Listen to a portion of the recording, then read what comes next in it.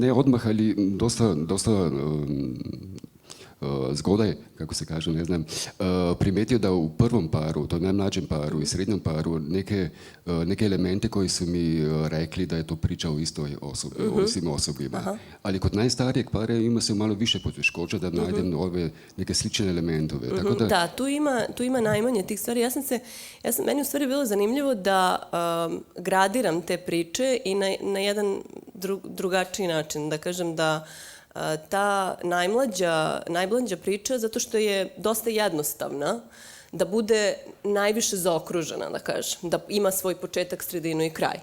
A zatim ova priča srednjeg para gde Mira glumi zajedno sa Mladanom Soviljem ima dosta elemenata, dosta više nego priča ovog najstarijeg para. Zato što mi se čini kao da možda se na taj način govori i o tome kako nekako ljudi kako stare sve više se gube ili sve više gube ono što su... Sve više nekih osobina imaju. Tako. Da.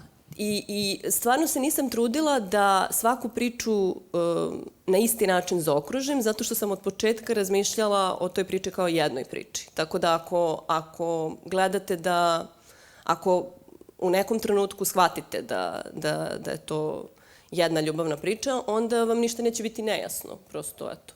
Samo će vam biti zanimljivo da nalazite neke paralele. Da. Što sam htio da pitam, šta je bilo u početku? Da li je bila ideja o strukturi ili ideja ove priče koje ide kroz vreme? Znači, struktura triptiha.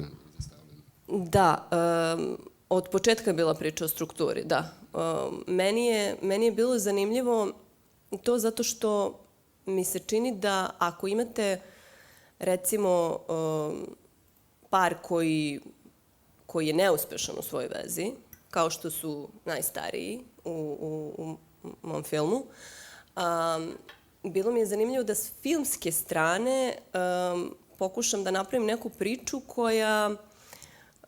koja nema neminovno kao nesrećan kraj.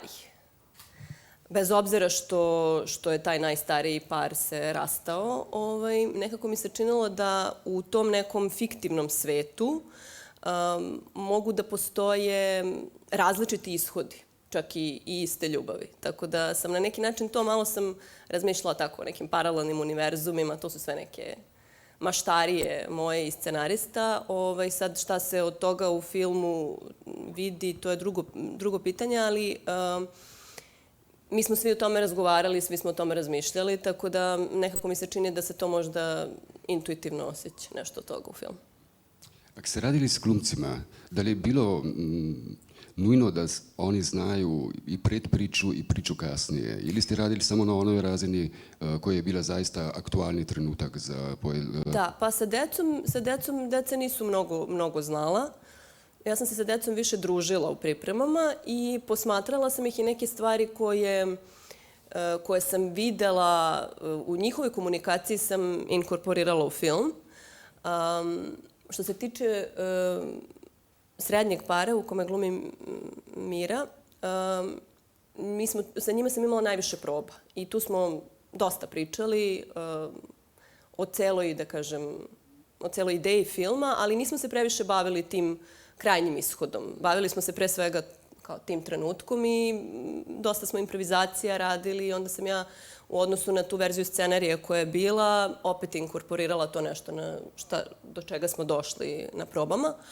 A u stvari najstariji par je najviše informacija imao, zato što je prosto to nešto što je kao njihov put do tada, pa su morali da znaju o tome. Tako da smo sa Darijom i sa Uliksom sam više imala onako dugih razgovora, a manje proba.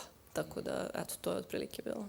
Što sam htio da pitam Miru, koliko je možda ova improvizacija rad sa glumcima preobrazio priču ovu izvornu? Da li ste neki feedback koji ste davali, neke improvizacije koje ste radili tekom snimanja, koliko su preobrazili ovu priču? Pa te probe sa Mašom su bile baš intenzivne. Pošto ja studiram u Kosovskoj Mitrovici, onda nisam sve vreme bila u Beogradu, pa bih dolazila na vikende i onda su te probe nekad trajale i po 7-8 sati, što naravno nije baš samo proba, nego je i razgovor, pa onda I hrana. I hrana, priprema za tu improvizaciju, pa onda sama improvizacija i tako. Ali mislim da smo tim improvizacijama došli do neke suštine i da se ta suština i zadržala kao deo scena prosto posle u filmu i to je bilo baš lepo iskustvo zato što nije samo da dobiješ scenariju sa određenim tekstom, nego taj tekst se oblikovao i bio je živ tokom tih proba i posle sada takav postoji u filmu. Tako da je baš onako, mislim da su se stvari zadržale i održale.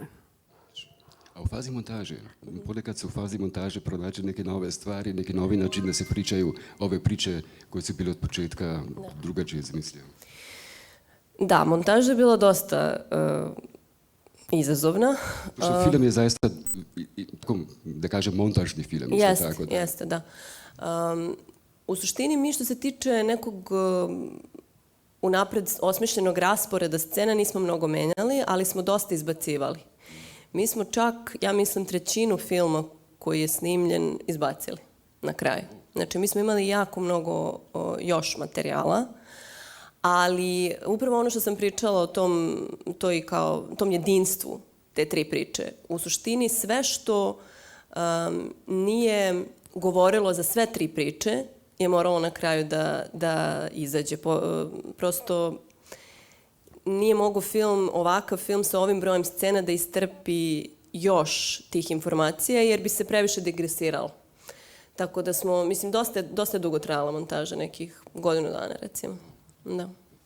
Ali sada je zaista iščišćen film i odličan. Jeste, da. Ja bi, juče kad sam gledala, ja bi ga još malo iščistila, ali ne može, mislim, može da se montira zauvek, tako da. Vi ste snimili film prije ove krize, recimo, koja je zauzela celokupnu svjetovnu kinematografiju. Kako vidite sada, što će biti s filmom, da li se preobraziti, da li će uopšte otvoriti još kinosale ili će ostati zatvorene, barem u nekim zemljama? Da li postoje neke druge mogućnosti ove koprodukcije možda, gdje je vjerovatno laže, barem financijski, da se zatvore produkcije? Pa nekako i druge bolesti su harale zemljom ranije, tako da pa je film preživao ili neke druge umetnosti su preživale, tako da ne mislim da će film da se značajno promeni zbog korone. Mislim, mi se svi menjamo, i u svakom aspektu se menjamo, tako da pretpostavljam da dok vakcina ne stigne, to će biti tako. A što se tiče sale su nažalost prazne i bez korone. Tako da to je neka druga problematika koju bi svaka zemlja trebalo da rešava na određeni način. Meni je žao zbog toga. Ja stvarno iskreno mislim da film treba da se gleda u bioskopu.